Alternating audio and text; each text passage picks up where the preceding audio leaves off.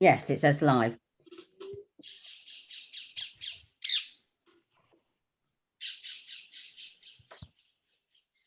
You're on mute, Katie.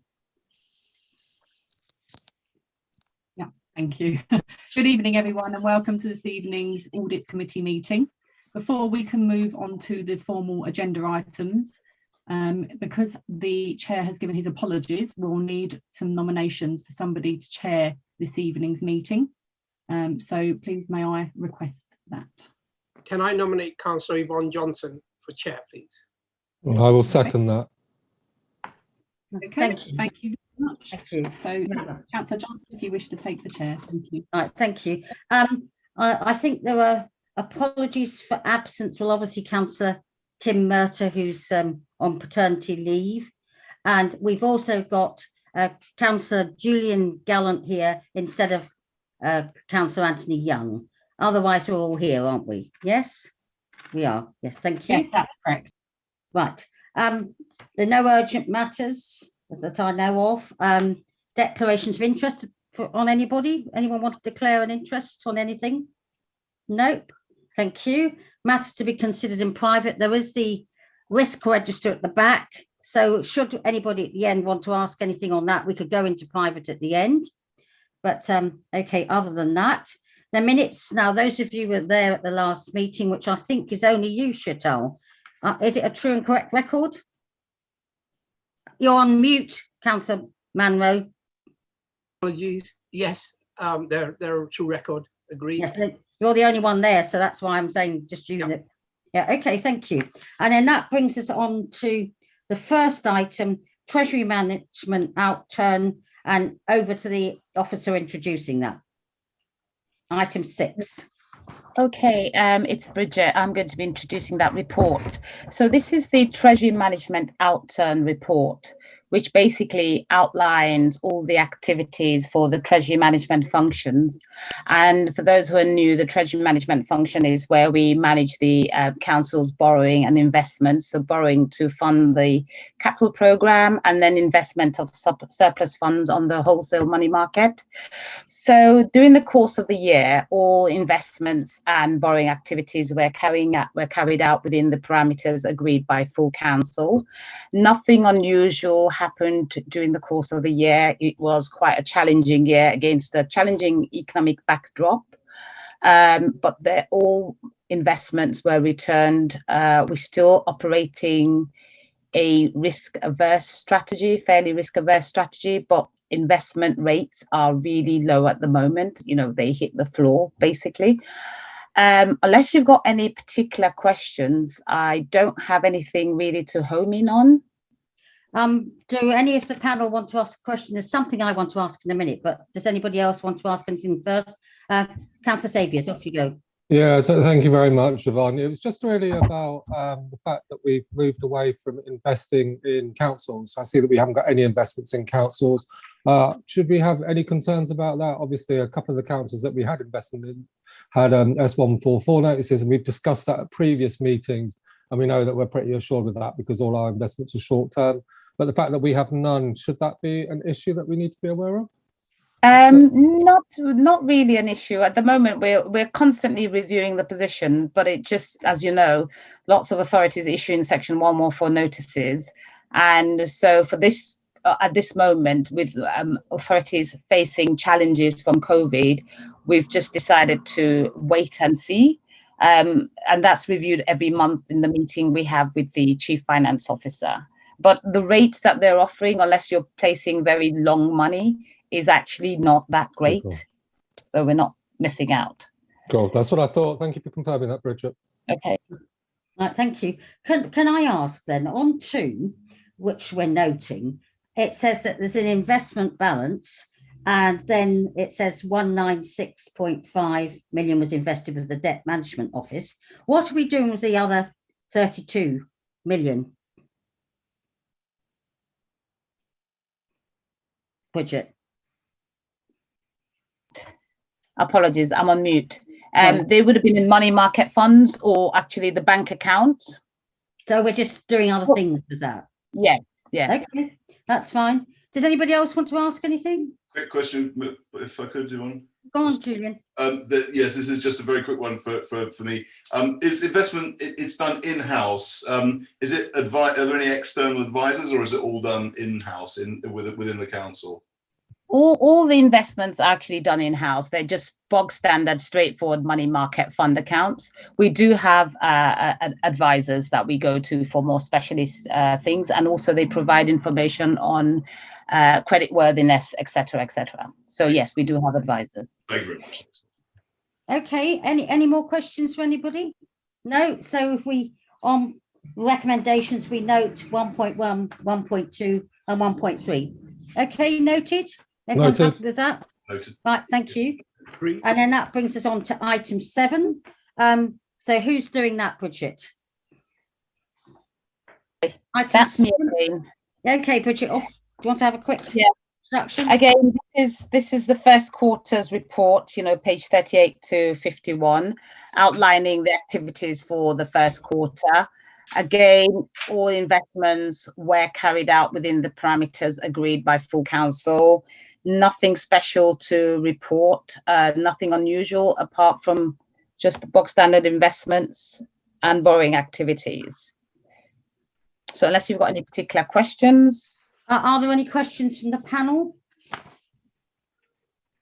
No, I wanted to ask, and again, it's the difference. On 1.2, note the council investment balance.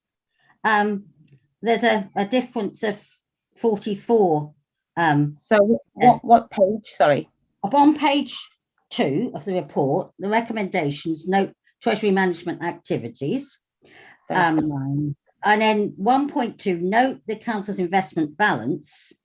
So it says 227 was invested in debt management, the debt management office.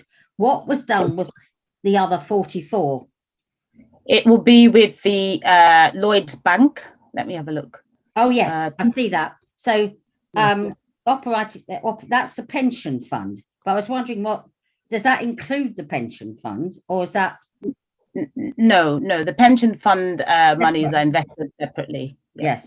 So what happens? It says we noting those two things. So the difference between the two figures is 44.585. So I'm just wondering what we're doing with the difference. It's in table 5.9. 12, yeah, table 5.9 tells you 12.5 with local authorities, debt management office 227, money market funds 30, and then there's other. Okay, no, fine. Thank you. Yeah. Okay. Right. Thank you very much. So, All right, thanks. anybody? No. Very quick question, if I may, Yvonne. The investment on behalf of Mortlake Crematorium and West London Waste. Is there a fee charged for that, or is it that's just something that's done? For the money for the Mortlake, there's no fee. For the West London Waste Authority, there is a fee. Okay. Yeah. It's not a lot. I think it's about 6,000 a year. Oh, I see. It's not a percentage of investment. Yeah. Thank you. So, okay then. So if we note 1.1 and 1.2, can we note those? Noted. Right. Thank you. Happy with that. Thank you. Thank you. And then that brings us on to item 8. Is that going to be Mike? Yes, I think it is then. If you want to introduce this report briefly, and then we can ask questions. Go ahead, Mike. Thanks, Councillor Johnson. So this is the internal audit report. It contains my regular Q4 update, and along with the head of audit's opinion. The head of audit's opinion is based upon the entire year's work. For those of you who are frequent flyers, that's the stuff we've reported to you in quarters 1 to 3. And then, so I'm asking you to note the report, and we're looking for agreement on the policies. Now, these are internal facing policies for kind of officer reasons, and I think it's just out of kind of good governance that we bring them to audit and governance committee. So I think it's fine to agree them for the purposes of this committee, but if need be, we can always bring them back in September.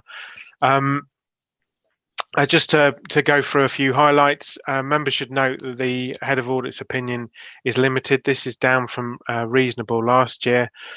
This reflects a high percentage of reports in the limited assurance space. As set out in the report, is very marginal. I've also done a summary list provided in 4.5. Some of the issues aren't really thematic, but we pulled out some need for additional monitoring in contracts and some of the of the client space.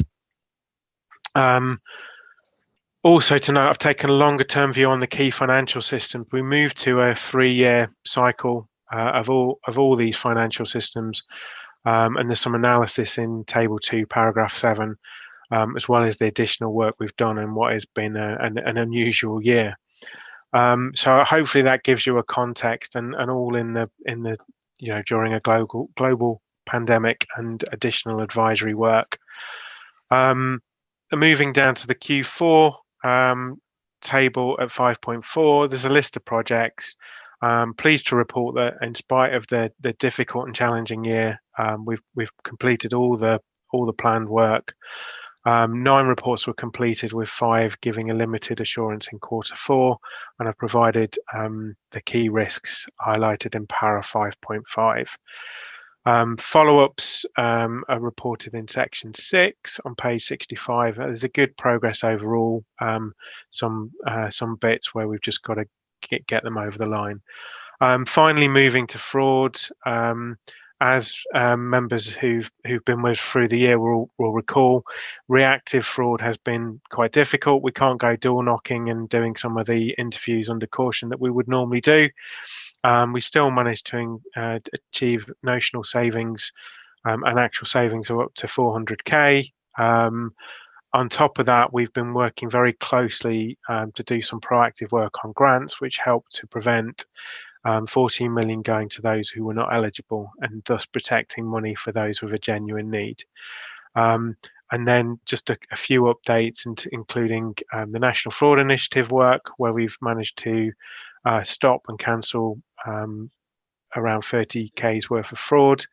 I've also highlighted a case study at section 8.4 around direct payments, which helps to protect council funds for those with a genuine need. Finally, just to report on enhanced vetting. Over the year, we've stopped about 4% of people, which is 25 cases, either failed or prevented. Over to you for any questions, please. Thank you. Could I start with asking you about the local restriction support grant? I read in the papers a couple of weeks ago that councils thought they were going to have this for another year, but the government suddenly decided to close it. What's the impact on us in Ealing? For example, does it mean that any money that we didn't spend has to go back, or can you just tell me what the situation is? To be honest with you, we've been supporting the service in terms of checking through the grants and stuff like that. So I'm not actually aware of what the funding position is, but we can report back and advise if that's helpful. Well, I'm sure other people would like to know. So perhaps you could send all the committee at some stage, somebody who does know where we are. Do we have to return money, etc.? Because if someone who does know, if you could do that, because I'm sure other people would like to know as well. I know I'd read it a fortnight ago, so I can see where it says, that closed now, etc. But it'd be interesting to know if there's money sitting in a kitty that we haven't spent, or if we have to return it. Okay, anybody else on this? Sorry, Mike, I'm just wondering, it's not reasonable, it's limited, isn't it, assurance this year? Yes, yeah. Do you think that's because of COVID, or do you think we would have still got this?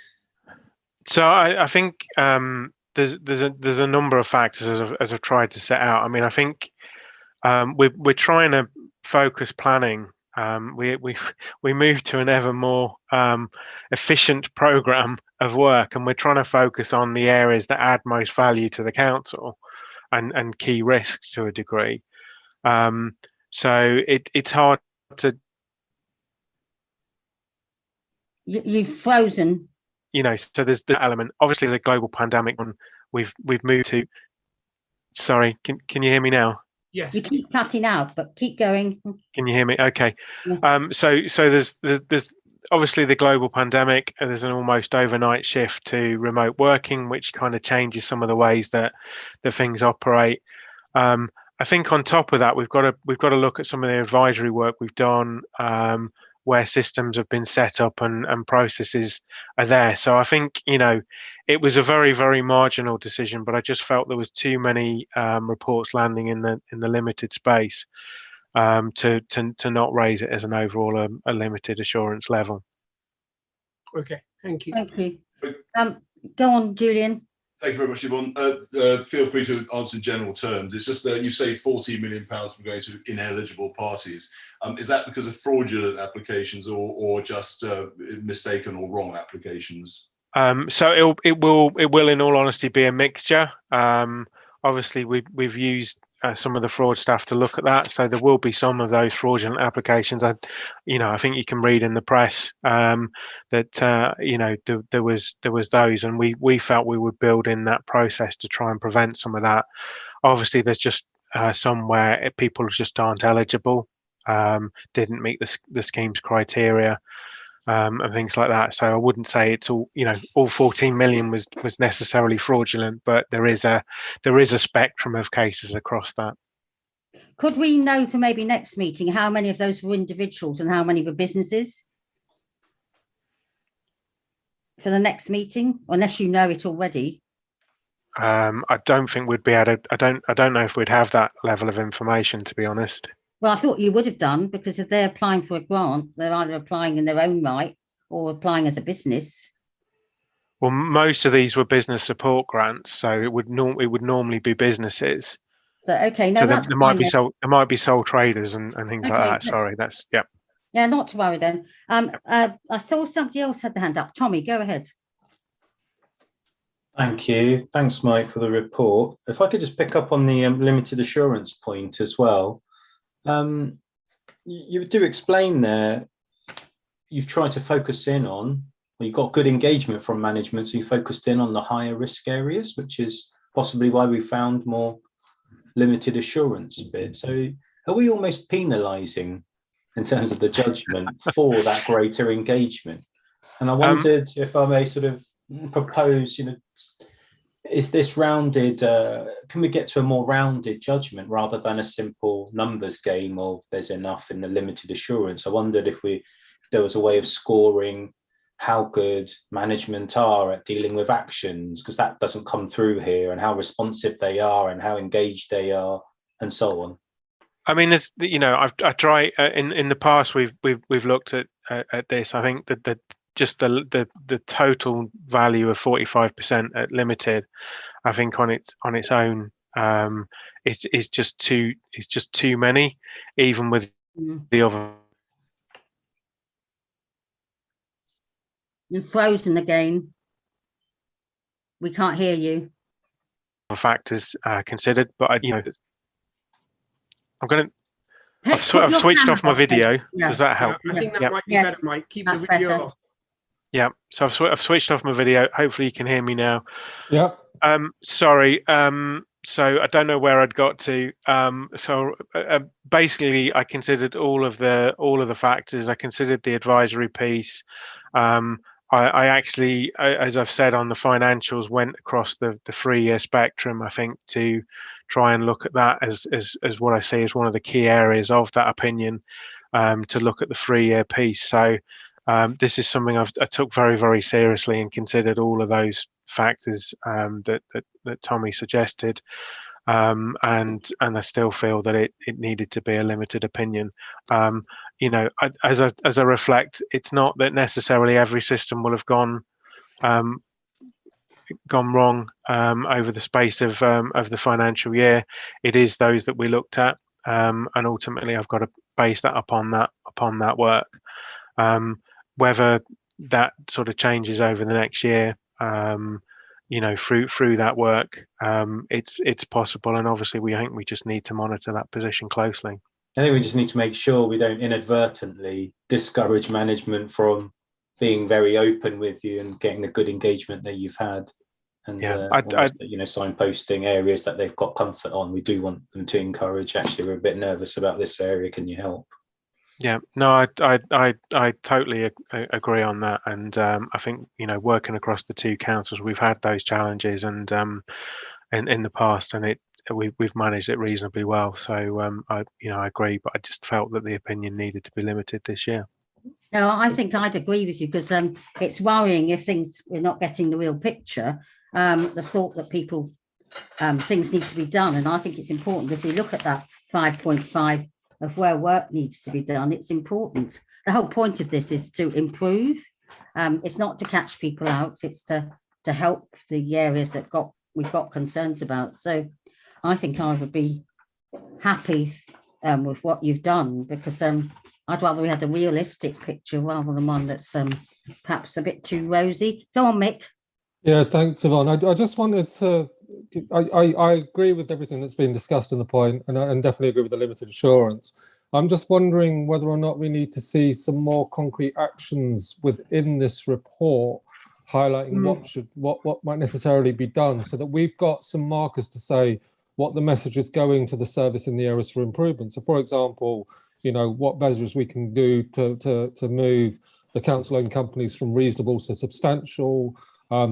For example, I noticed in the limited one, we've got children with disabilities, with obviously some of the stuff that's been in the news today with regards to another London council and safeguarding there. So the questions about, have we got concrete enough action plans in there to make sure the checks are going forward? And then if I spin forward to that Yvonne mentioned as well, where, you know, things going that we're looking at in terms of some of the other areas, I think it was the housing repairs where we had very limited assurance. We've got such a large amount of people who are reliant on that. And I'd like to see potentially within the report, we have the action points we need to improve are A, B, and C, so that we can call back on that and see that coming through. I'm wondering whether that can come into it. Thank you. I'd agree with that, Mick, because there's no point having this there if we haven't got an action plan. Tommy, go ahead.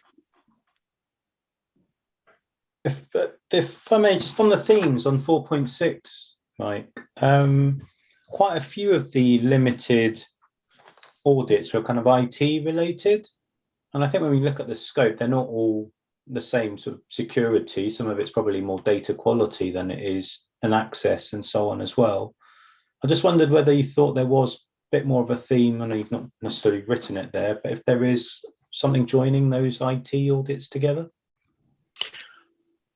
So I think if you so ICT, it's ICT and property health and safety, ICT and property fleet management. So those are part of the property services, part of the ICT and property division. So they're not actually ICT. You've got ICT licensing and ICT cyber, but then you've got some in the limited bit, and they are different elements of service. So I take on board your comment, but I think they are different parts of it rather than kind of consistent themes. No, they weren't IT weaknesses in different departments. They were just different departments within a directorate. Yeah. Okay. I think, could we have under recommendations that future reports have action plans to move things up? Because otherwise there's no point in being there, as Mick suggested. I think that's a good idea. We do try to set out. Sorry, we do try to set out the summary as in. Sorry, just looking for the paragraph. 5.5, I think. Those issues, and they will have come across during quarter 1 to quarter 3 with the relevant reports. But we can have a look at that in a bit more detail if that's useful. No, I think it would be. Thank you. Okay, I know we used to. I know I haven't been on this for a few years, but we always used to have the action plans as well. So if we could have that added on, that would be helpful. Thank you. With that, can we note and agree all the policies? And they said, agreed. Agreed. Thank you. I agreed that. Thank you. Thank you very much. And then that brings us on to item. That was 8. So item 9. So I'm just trying to get the right page. Item 9, draft annual governance statement. I think that's all quite straightforward, unless anybody notices anything. Does anyone want to comment on that? Mike, I think you'll just need to change who's signing it. Well spotted. I was going to introduce that bit. Sorry. Yeah. You can tell when we started drafting it. So apologies for that. We will. We have updated it for the accounts draft that will be published. fine. Thank you. Thank you for pointing that out, though.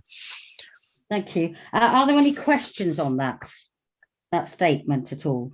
Is there anything there? Tommy, go ahead. If I may, so on page 113 of 11144, it's the table 1 governance issues for the year. Yep. It's got COVID as a governance issue. I just wondered if you could elaborate what makes it a governance issue, because it sounds, I think, reading the report, I think we've managed it quite well, is what I was hearing. So what's the issue around COVID that is worth highlighting here? It's a key priority, I understand that, and there's a lot of work involved, but as a governance issue, I didn't quite see why it would sit there. So I think it sits across the response and the response and the recovery. I knew there was 2 R's. I was trying to remember. So essentially, it's just a very important piece of work that's continuing to take a lot of management time and oversight through SLT Gold. They're continuing to oversee that. We need to make sure that if there were, for example, another wave or variant of concern, that we were ready to respond to that. But we also need, as a council, to help the local community recover. So I think we kind of reflected on the risks and felt that there's a lot of work continuing, and it remains just such an important element of the council's work over this time, and there's just the uncertainty. And although we've kind of responded, improved, and all those kind of things, it just felt that, you know, given this is a backwards looking, but also kind of considering the movement, that it just needed to be in there. Okay. Any other questions on this? No. So if we note this draft, thank you. Noted. And then that brings us on to item 10. Is that you again, Mike? It is. I'll briefly introduce again, if that's okay. We remain at 18 risks. One risk, after basically discussing it again, we decided to park the old risk and bring in the new risk and a new risk. So it's kind of replaced itself almost. It used to be about kind of the risk of fraud and stuff like that through IT systems and stuff, and it's more now about the cyber attacks and the ransomware attacks. And that risk is higher, but we felt it needed to come as a new refresh risk. Some of the responses are the same, but I think there's measures in there to try and reflect that. 2 risks reduced during the period which related to COVID, as we feel we're in a better place to respond, and the mechanisms to do so if a further wave or issue. And the balanced budget reflects the fact that there's been increased support from central government, which was uncertain in earlier points of the pandemic. Any questions on that? Obviously, if there's any specific questions, we'll need to take that to a closed meeting. No, I think I've been through it, and I think I understand most of them and the things that have always been on these lists. Some councils have been really badly hit by cyber risks and problems in North London. I won't say the names, but we all know them. Mick, go ahead. Yeah, it's not to do with gold paper stuff, so I won't mention anything specific. But one of the things I want to say is, in the tables, we've got the direction of travel, but I'm going to make a little plea for the nice little square blocks to come back, because you had it all on one single page, so it's quite easy to read off the single page and go, this is where we are, with the little kind of multiple squares. So I'll do my usual plea for that and leave that with you, Mike. But a good report overall. Thank you. No, I thought it was quite interesting. And very good, if I may say, very good for somebody who's new coming into this, and very clear and easy to understand. Yes, and I'm sure all the departments must be trying to get rid of voids, for example, etc., in a certain area, etc. So I don't think I want to talk about anything that's on the gold pages. Does anybody want to ask anything else? No? we're all happy with this. So if we note that, and we see the strategic risks facing us. Okay, can we note it then? Noted? Noted. Noted. Thank Excellent. you very much. And I'm hoping the weather improves on the Isle of Wight, and see you all in September. Cheerio. Bye for Thank you now. very,